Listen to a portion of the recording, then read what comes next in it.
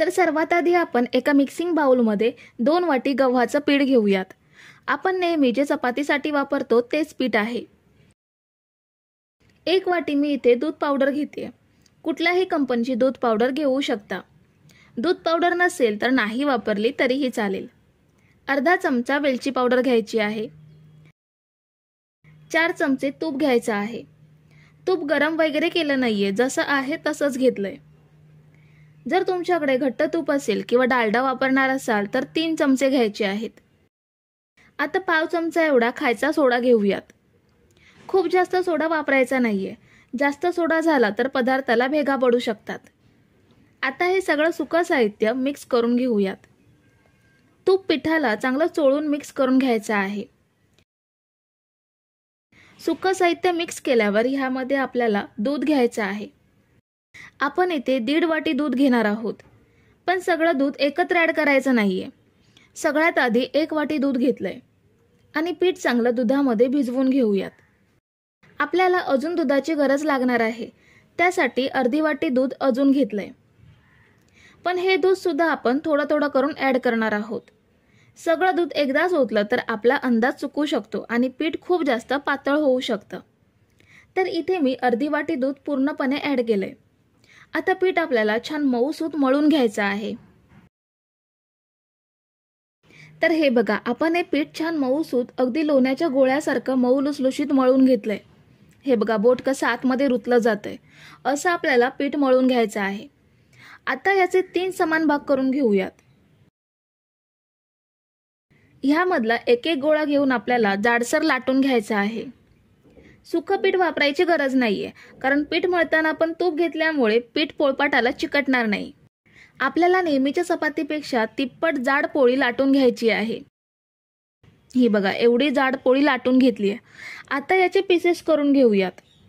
जसं आपण शंकरपाळ्या कापतो तसंच कापून घ्यायचं आहे, पण शंकरपाळ्या आपण चौकोनी किंवा काजू कतलीच्या आकारात कापतो, पण इथे आपण आयताकृती कापून घेणार आहोत। एक बॅच मी कापून घेतली आहे, दुसरी बॅच मी तुम्हाला पट्टीच्या मदतीने कापून दाखवणार आहे। जेवढी पट्टीची रुंदी आहे तेवढी रुंदी सुरुवातीला ठेवायची आहे। त्यानंतर आडवे कापताना पहिल्या रुंदीपेक्षा थोडी रुंदी कमी ठेवायची आणि पीसेस कापून घ्यायचे। ह्या पद्धतीने तुम्ही पट्टीच्या मदतीने योग्य अंतर ठेवून पीसेस करून घेऊ शकता। हे बघा, आपण छान असे पीसेस करून घेतलेत। आता पॅनमध्ये 2 वाटी साखर घ्यायची आहे। ज्या वाटीने पीठ घेतलंय त्याच वाटीने 2 वाटी साखर घेतली। ह्यामध्ये आता 2 वाटी पाणी घ्यायचं आहे। साखर छान विरघळवून घेऊयात। मीडियम गॅसवरती साखर छान विरघळवून घेतली आहे आणि पाण्याला हलकी उकळी सुद्धा आली आहे। आपल्याला हे पाणी अजून 5 मिनिटे मीडियम गॅसवरती उकळून घ्यायचं आहे, म्हणजे साखरेचं पाणी थोडं दाटसर बनेल। जसं आपण गुलाबजामसाठी साखरेचं पाणी बनवून घेतो, अगदी सेम तसंच आपल्याला इथे साखरेचं दाटसर पाणी बनवून घ्यायचं आहे। 5 मिनिटे पाणी उकळून घेतल्यावर साखरेचं पाणी दाटसर झालंय। ह्यामध्ये पाव चमचा वेलची पावडर घेऊयात। पुन्हा एकदा सगळं छान ढवळून घेऊयात। आता गॅस बंद करून हे साखरेचं पाणी साईडला ठेवूयात। इथे मी कढईमध्ये तळण्यासाठी तेल घेतलंय आणि तेल चांगलं गरम सुद्धा झालंय। ह्यामध्ये एक एक पीस सोडूयात। आपल्याला हे पीसेस मीडियम गॅसवरती फ्राय करून घ्यायचे आहेत। अधेमध्ये ढवळून आपण हे पीसेस छान तपकिरी रंगात फ्राय करून घेऊयात। तुम्ही जर इथेपर्यंत रेसिपी बघताय तर तुम्हाला एक विनंती आहे की व्हिडिओला एक लाईक जरूर करा। तर साधारण 3.5 ते 4 मिनिटातच ह्यांना छान तपकिरी रंग आलाय। तेल नितळून काढून घेऊयात आणि बाकीचे पीसेस सुद्धा असेच फ्राय करून घेऊयात। इथे मी 2 बॅचचे पीसेस फ्राय करून घेतलेत, ते या साखरेच्या पाण्यात भिजवून घेऊयात। साखरेचं पाणी थोडं कोमट असावं, जास्त गरम किंवा थंड नकोय। गरम असेल तर हे पीसेस त्यामध्ये शिजले जातील आणि पूर्णपणे थंड असेल तर हवा तसा पाक यामध्ये मुरणार नाही। आता आपण हे साधारण 1 तासभर भिजत ठेवूयात। जेवढा जास्त वेळ साखरेच्या पाण्यात ठेवाल तेवढे हे चांगले साखरेच्या पाण्यात भिजून छान मऊसर होतील। आता आपण हे 1 तास साखरेच्या पाण्यात भिजवून घेतलेत। बघू शकता पाण्यात हे खूप छान मुरले गेलेत। आपण हे तोडून बघूयात। हे बघा, छान मऊसर झालेत। अजून थोडा वेळ साखरेच्या पाण्यात ठेवले असते तर दातांनी चावायची सुद्धा गरज नाहीये, एवढे छान मऊ होतात. आपण हे एका सर्विंग बाउलमध्ये काढून घेऊयात. तर आपला मऊ लुसलुशीत गव्हाच्या पिठाचा सोपा पदार्थ तयार आहे. केरळमध्ये ह्या पदार्थाला पालकेक म्हणतात. तुम्ही हा नैवेद्यासाठी सुद्धा बनवू शकता किंवा काही गोड खायची इच्छा झाली तर अगदी सहज बनणारा पदार्थ आहे.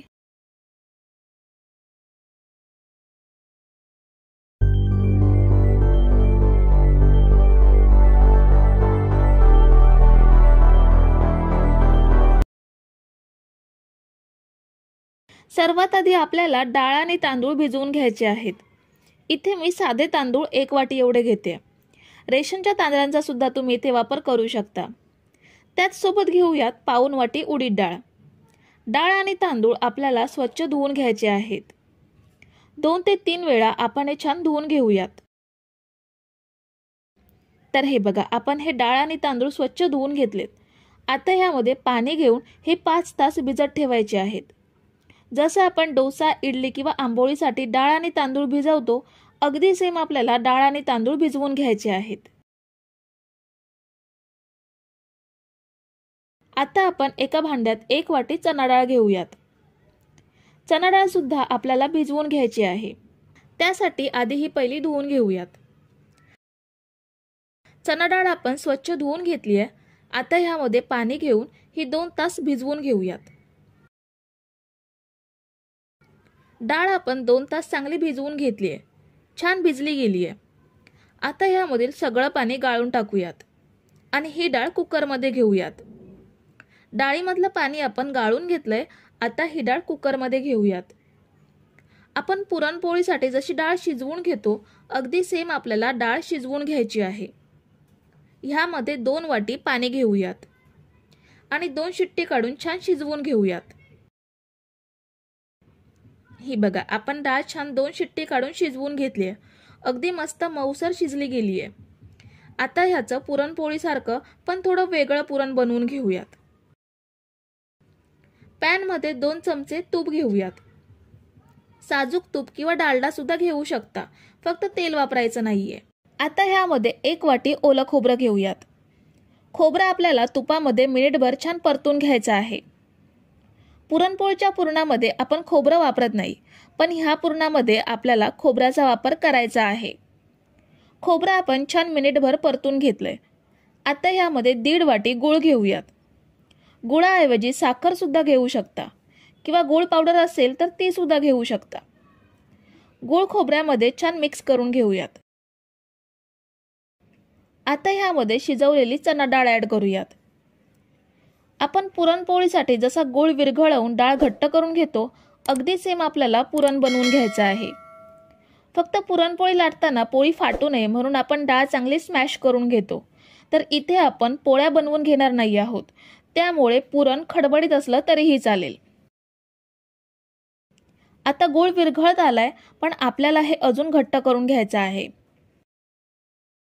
ह्यामध्ये अर्धा चमचा वेलची पावडर ॲड करूयात. वेलची पावडर छान मिक्स करून घ्यायची आहे. आता आपलं हे पुरण पॅनपासून वेगळं व्हायला लागले. आता हे एका प्लेटमध्ये काढून घेऊयात आणि थंड करून घेऊयात. थंड झाल्यावर हे अजून घट्ट होईल. आपण डाळ आणि तांदूळ 5 तास भिजवून घेतलेत. ह्यामधलं पाणी काढून टाकूयात आणि हे मिक्सरच्या भांड्यात घेऊयात. डाळ आणि तांदूळ आपल्याला वाटून घ्यायचे आहेत. जसे डोसा किंवा इडलीसाठी वाटून घेतो, अगदी सेम आपल्याला तसंच, फक्त जास्त पाणी न घेता घट्टसर वाटून घ्यायचे आहेत. हे बघा, आपण हे वाटून घेतलंय. छान बारीक वाटलं गेलंय. हे आपण एका भांड्यात काढून घेऊयात. आपण मेंदूवड्यांसाठी वाटून घेतो तेवढं हे घट्ट आहे, पण आपल्याला हे थोडं पातळ करून घ्यायचं आहे. ह्यामध्ये चवीनुसार मीठ घेऊयात आणि अर्धी वाटी पाणी ॲड करूयात. थोडं थोडं पाणी घेऊन मिक्स करून घेऊयात. आता राहिलेलं सगळं पाणी ॲड करून मिक्स करूयात.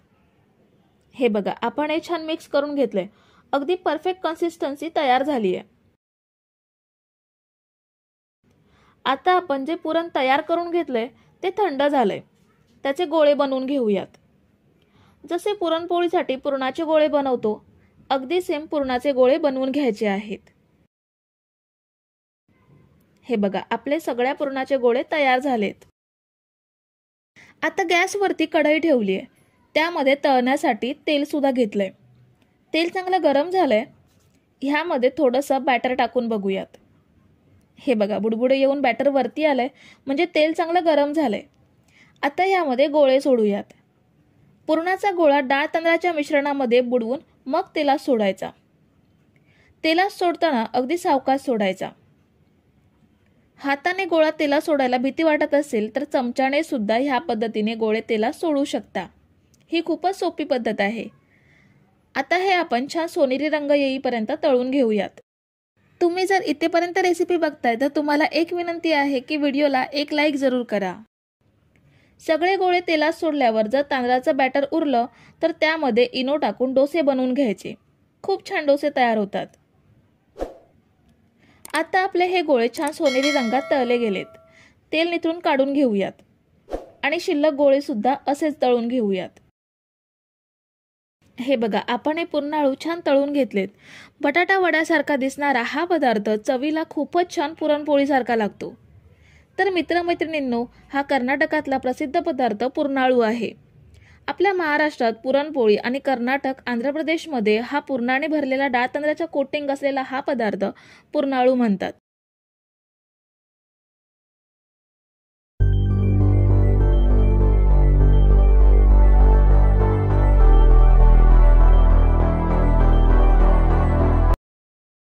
सर्वात आधी आपण एका मिक्सिंग बाउलमध्ये 2 वाटी गव्हाचं पीठ घेऊयात। आपलं नेहमीचं चपातीचं पीठ घेतलंय। 1 वाटी मैदा घेऊयात। जर तुम्ही जेवणात मैदा वापरत नसाल तर 3 वाटी गव्हाचंच पीठ घेऊ शकता। आता यामध्ये अर्धा चमचा हळद घ्यायची आहे आणि अर्धा चमचा चवीनुसार मीठ घेऊयात। हे सगळं सुकं साहित्य एकदा मिक्स करून घ्यायचं आहे। सुकं साहित्य मिक्स केल्यावर आपल्याला हे पीठ भिजवून घ्यायचं आहे। सगळं पाणी एकदाच न होता थोडं थोडं घ्यायचं, म्हणजे पीठ पातळ होणार नाही आणि आपला अंदाज पण चुकणार नाही। पीठ आपल्याला घट्टसरच भिजवून घ्यायचं आहे।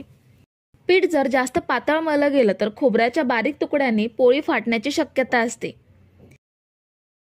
तर इथे आपण घट्टसर पीठ भिजवून घेतलंय, पण आपल्याला हे पीठ चांगलं मळून घ्यायचं आहे। त्यासाठी 2 टेबलस्पून तेल घेऊन पीठ चांगलं 3 ते 4 मिनिटे मळून घ्यायचं आहे। ह्यामुळे पीठ छान मऊसर मळलं जाईल आणि पोळ्या सुद्धा छान मऊ होतील। त्यासाठी हे पीठ चांगलं मळणं आवश्यक आहे। तर मी पीठ छान मऊसर मळून घेतलंय। हे बघा, बोट आतमध्ये रुतलं जातंय, असं छान मळून घेतलंय। आता यावर झाकण ठेवून 15 ते 20 मिनिटे असंच ठेवूयात, म्हणजे पीठ छान सेट होईल। तोपर्यंत आपण नारळाचं सारण बनवून घेऊयात। एका कोलगट पॅनमध्ये 2 चमचे तूप घ्यायचं आहे। ह्या सारणासाठी आपल्याला तूपच वापरायचं आहे, तेल वापरायचं नाहीये। 2 वाटी ओल्या नारळाचं खोबरं घेऊयात। ओला नारळ खोवून खोबरं आपल्याला घ्यायचं आहे। खोबरं मिक्सरला लावून घ्यायचं नाहीये। मिक्सरला खोबरं बारीक केल्यामुळे त्याचं सारण बनवताना खोबऱ्याचा रस वेगळा होऊन आटून जातो। खोवलेल्या खोबऱ्यामध्ये रस जसाच्या तसा राहतो। खोबऱ्यासोबत 1 वाटी गूळ घेऊयात। गूळ मी छान बारीक कापून घेतलाय। तुमच्याकडे जर गुळाची पावडर असेल तर ती सुद्धा तुम्ही घेऊ शकता। आता मंद ते मध्यम आचेवरती खोबरं आणि गूळ छान परतून घेऊयात। गूळ आपल्याला चांगला विरघळवून घ्यायचा आहे। खोबऱ्याच्या ओलाव्यामुळे आणि गॅसच्या उष्णतेमुळे गूळ विरघळायला जास्त वेळ लागत नाही। तर साधारण 2.5 ते 3 मिनिटातच गूळ विरघळला गेलाय। आता मी यामध्ये 4 चमचे दूध पावडर ॲड करते। दूध पावडर वापरणं पूर्णपणे ऑप्शनल आहे, पण ह्यामुळे पोळीची चव अजून वाढेल आणि सारणाचा जो ओलावा असतो तो दूध पावडर पूर्णपणे शोषून घेते आणि सारण कोरडं बनतं। अर्धा चमचा वेलची पावडर घेऊयात। इथे तुम्ही जायफळ पावडर किंवा सुंठ पावडरचा सुद्धा वापर करू शकता। सगळं छान एकजीव करून घेऊयात। दूध पावडर गूळ खोबऱ्यामध्ये चांगले मिसळून घेऊयात। दूध पावडरमुळे सारण बघा लगेच कोरडं बनतं, जास्त ओलसर राहत नाही।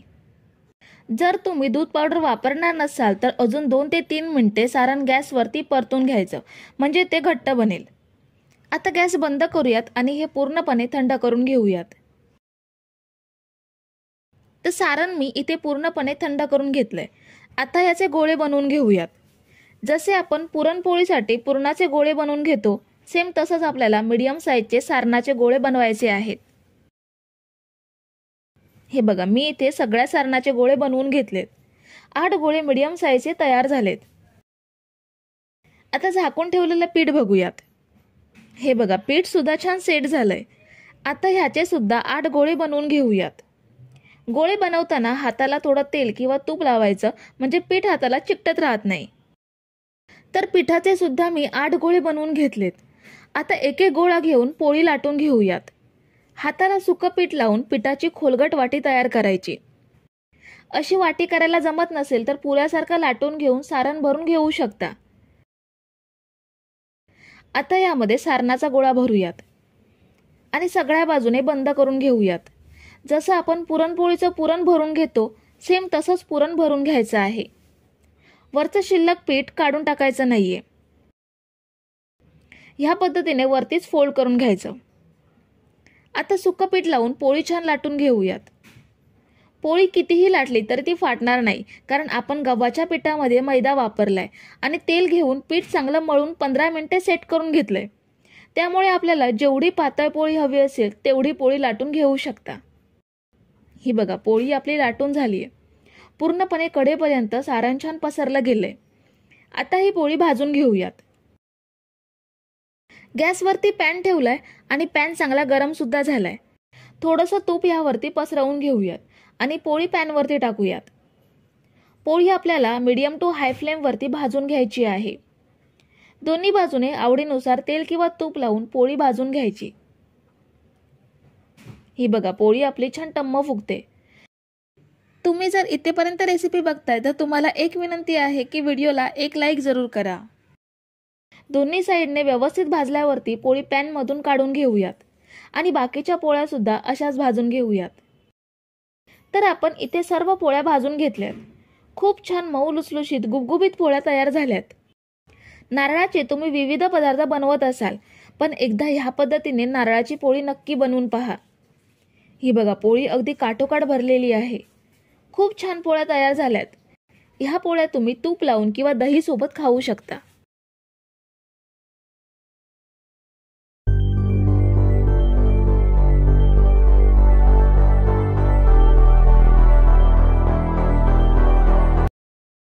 आधी आपल्याला ह्यासाठी गाजर लागणार आहेत।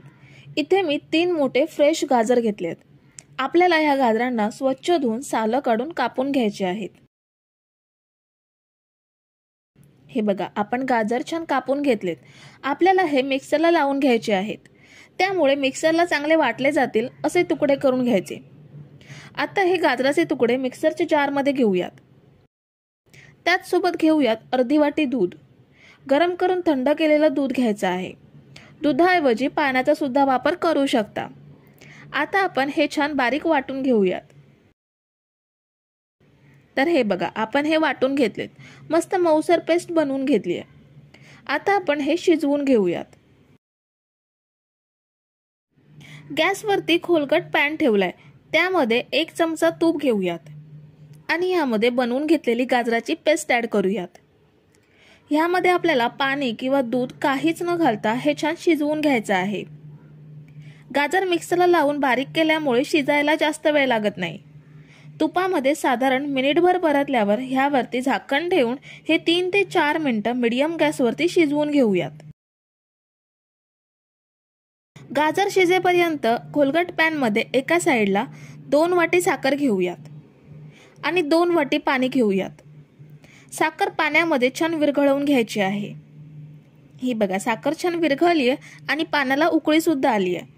पण आपल्याला अजून हे साखरेचं पाणी मीडियम टू हाय फ्लेम वरती शिजवून घ्यायचं आहे। आपल्याला ह्याचा पाक तयार करायचा नाहीये, फक्त आपल्याला हे साखरेचं पाणी दाटसर करून घ्यायचं आहे। तर हे बघा, आपण हे साखरेचं पाणी 5 मिनिटं शिजवून घेतलंय। छान दाटसर बनलंय। आता गॅस बंद करूयात आणि हे साईडला ठेवूयात। इथे आपण गाजर शिजायला ठेवून 5 मिनिटं झाली आहेत। मी हे अधूनमधून ढवळून छान शिजवून घेतलंय। आता यामध्ये 1 वाटी रवा ऍड करूयात। मी हा जाडा रवा घेते। तुमच्याकडे जाडा बारीक कोणताही रवा असेल तर तो वापरू शकता। फक्त लापशीचा रवा घ्यायचा नाहीये, कारण तो ह्या रव्यापेक्षा खूप जाड असतो आणि लगेच शिजणार सुद्धा नाही। आता रवा ॲड केल्यावर त्याच सेम वाटीने 2 वाटी दूध घेऊयात।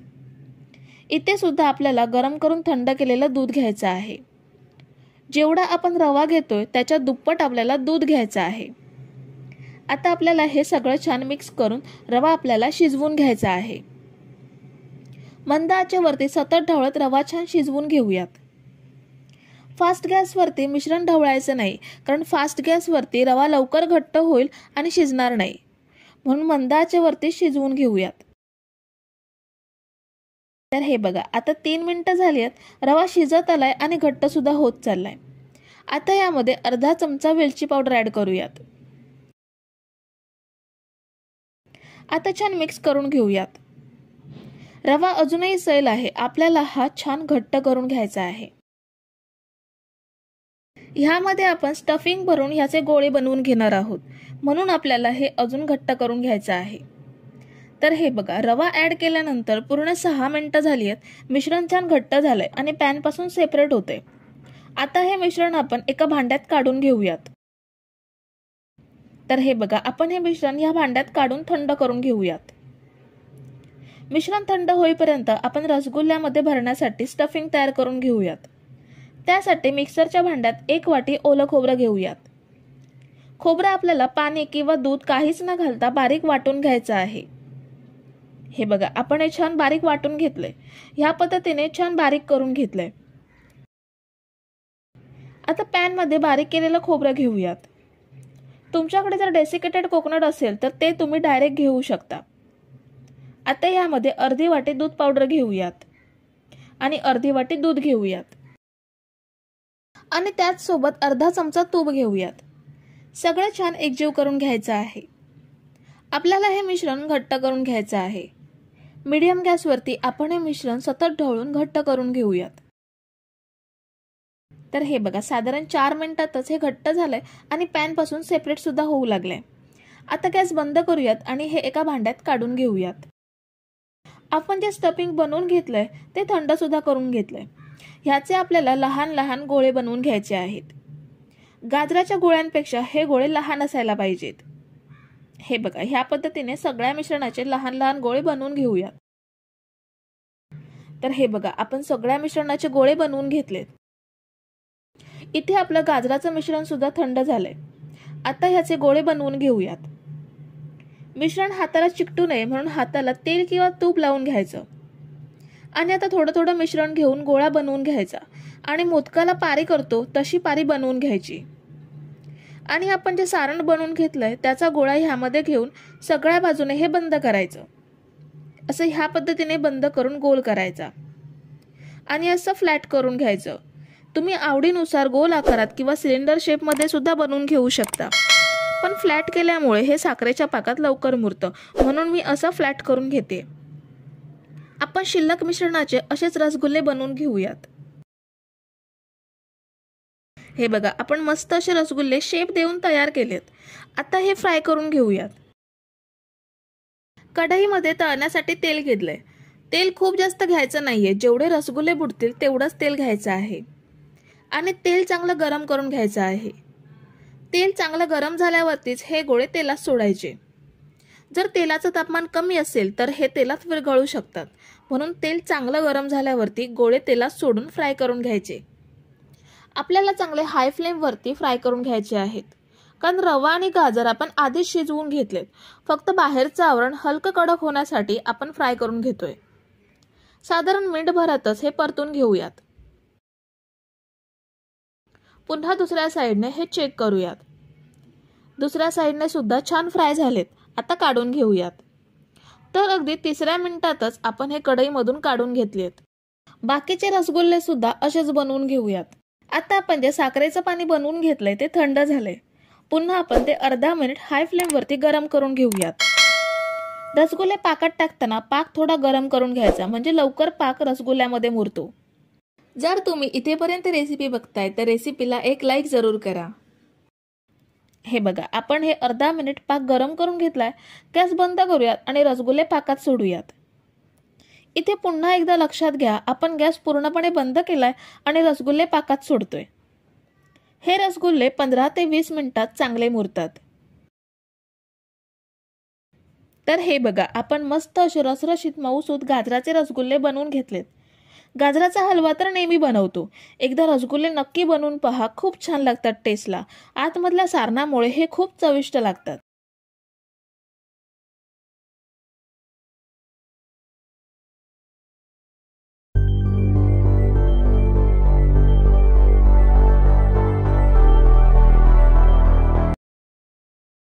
तर सर्वात आधी मी इथे 4 गाजर घेतलेत.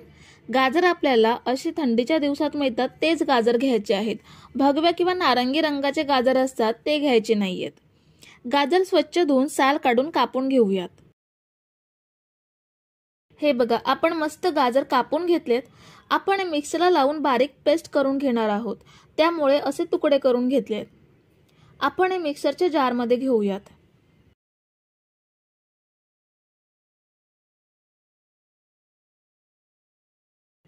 आता यामध्ये आपण 1 वाटी दूध घेऊयात.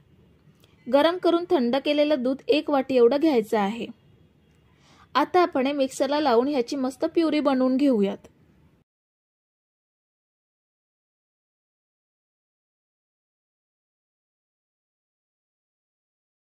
हे बघा, आपण मस्त बारीक वाटून घेतलंय. आता 1 वाटी एवढा साधा रवा घेऊयात. हा जाड रवा आहे, जो शिऱ्यासाठी किंवा उपम्यासाठी आपण वापरतो तो रवा आहे.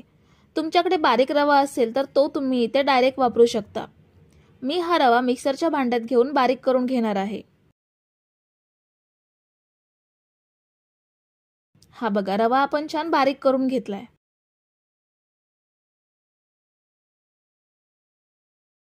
आता एका मिक्सिंग बाउलमध्ये बारीक केलेला रवा घेऊयात. ह्यामध्ये आपण 1 वाटी मैदा घेऊयात. आणि आता आपण जी गाजराची प्युरी बनवून घेतली आहे ती ह्यामध्ये ऍड करूयात. पाव चमचा एवढं मीठ ऍड करूयात. आणि आपल्याला हा रवा दुधात छान भिजवून घ्यायचा आहे, म्हणून अजून अर्धी वाटी दूध आपण ह्यामध्ये ऍड करूयात. दुधामध्ये रवा भिजवून घेणं महत्त्वाचं आहे, कारण आपण जो पदार्थ बनवणार आहोत तो छान मऊसूत झाला पाहिजे.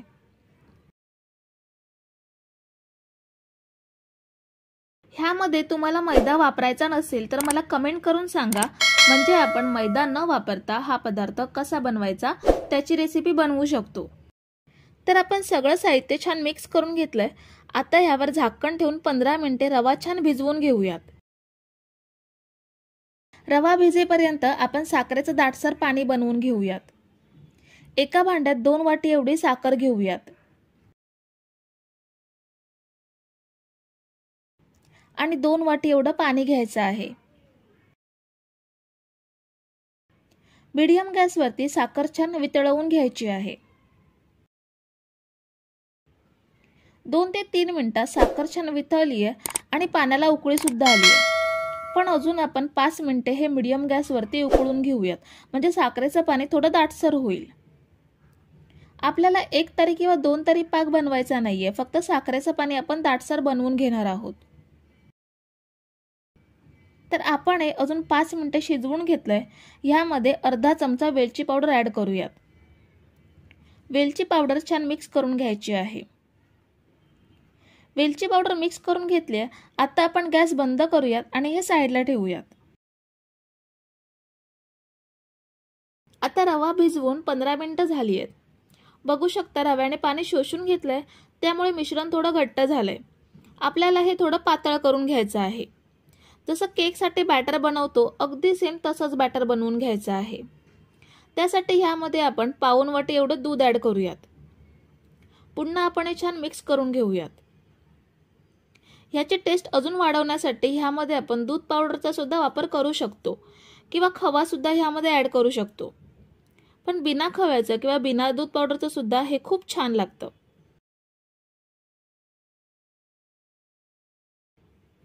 आता आपण हे छान मिक्स करून घेतलंय. ह्यामध्ये पाव चमचा बेकिंग पावडर ऍड करूयात. ह्याऐवजी बेकिंग सोडा सुद्धा वापरू शकता. आणि पाव चमचा एवढी वेलची पावडर ऍड करूयात. पुन्हा आपण हे छान मिक्स करून घेऊयात. आपण हे आता छान मिक्स करून घेतलंय. आता फ्राय करून घेऊयात. गॅसवरती पॅन ठेवलाय, त्यामध्ये तळण्यासाठी तेल सुद्धा घेतलंय. तेल चांगलं मीडियम गरम झालंय. ह्यामध्ये आता थोडं थोडं बॅटर ओतूयात. तेलात ओतल्यावर हे बरोबर आकार घेतं. ह्यांना अजिबात पसरवायचं नाहीये की वरून तेल सुद्धा सोडायचं नाहीये. गॅसची फ्लेम मीडियम ठेवून हे छान फ्राय करून घेऊयात. आता साधारण 4 मिनिटं झाली आहेत. यांना दुसऱ्या साईडला पलटी करून घेऊयात. मस्त सोनेरी रंग आलाय. दुसऱ्या साईडला सुद्धा सोनेरी रंग येईपर्यंत फ्राय करून घ्यायचा आहे. आपण यामध्ये घेतलेलं सगळं साहित्य कच्चं आहे, त्यामुळे आपल्याला हे छान फ्राय करून घ्यायचे आहेत. तर आपण हे दुसऱ्या साईडला सुद्धा छान सोनेरी रंगात फ्राय करून घेतलेत. आता तेल निथळून काढून घेऊयात. जर तुम्ही इथेपर्यंत रेसिपी बघताय तर व्हिडिओला एक लाईक जरूर करा. हे बघा किती सुंदर रंग आलाय ते. राहिलेल्या बॅटरचे पण असेच मालपुवे बनवून घेऊयात. आपण जे साखरेचं पाणी बनवून घेतलं होतं ते मी एका पसरट भांड्यात ट्रान्सफर करून घेतलंय, त्यामुळे सगळे मालपुवे भांड्यात राहतील. आता आपण जे फ्राय केलेले मालपुवे आहेत ते ह्यामध्ये साखरेच्या पाण्यात ॲड करूयात.